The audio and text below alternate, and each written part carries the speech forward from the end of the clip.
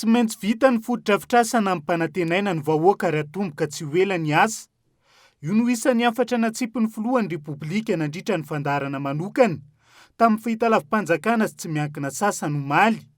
Isan'izany ny building mora manodidina ny 4 alina manerana ny Madagasikara sy ny kianja filalaovam-baolina manara-penitra. Asehoko amintsika eto hoe ohatry ny ahoana ny zany stady vaovao ho ataontsika izany dia ho jerevantsika eto hoe nalaina aloha tamin'ny endriky ny ravinala sy ny voninkazo misy avy aty amintsika dia iny ravinala iny no anaovana ny habillage na ny andrakotra ny stade iray manontolo ohatran'izao zany lay izy.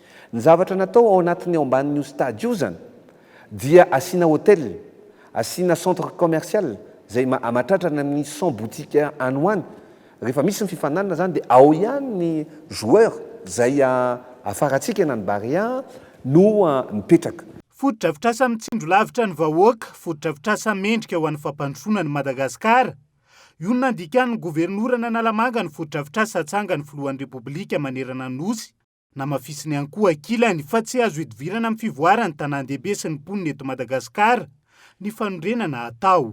Tsy eto Madagasikara any manao an'izany building azon-drehetra apetrahana izany, fa misy koa moa reny le hoe village communautaire reny zay atao somary mivoaka kely ny tanàna zay nataon'ny fanjakana amin'izao fotoana izao, zay ministera mponina manao azy, misy any Antsirabe, isy eto, misy raha Madagasikara Mazanga, zay atao reny sady misy hoe misy trano misy toerana iompiana iveloman'ilay olona.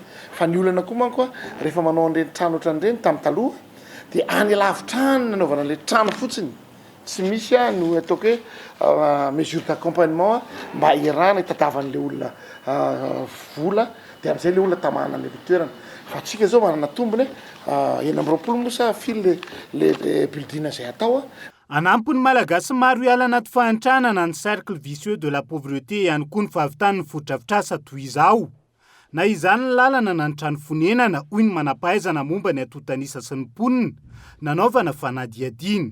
Zava-dehibe ho an'ny olona fananana izany hoe trano fonenana zany manara-penitra sy trano fonenana araka ny tokony ho izy satria be dia be mihoatra ny 700 ny olona nge era Madagasikara miaina ao anatin'izany hoe todi zany hoe trano fonenana tsy mifanarakaraka ny tokony izy ary ny trano fonenana tompoko dia mampiseho ny resaka fahantrana na fananan'ny olona ho an'ny olona mipetraka amina trano fonenana tsy zarizary zany dia hitantsika tsara fa mifanaraka amin'izay koa azo atao hoe mahantra ihany koa izy ary ao anatin'izay ihany koa rehefa mipetraka amin'ny trano tsy zarizary izy dia eo ihany koa ny resaka fahasalamana tsy adala akory ny malagasy ka ny teny hoe tsy ho lamana trano ka sarotra atao olon-dratsy izany hoe io zany no fototra iangana voalohany. Hovitaina araka ny fehimpotoanany mena ny foto-drafitrasa rehetra hatsangana manerana ny Madagasikara hoy ny governorana Analamanga.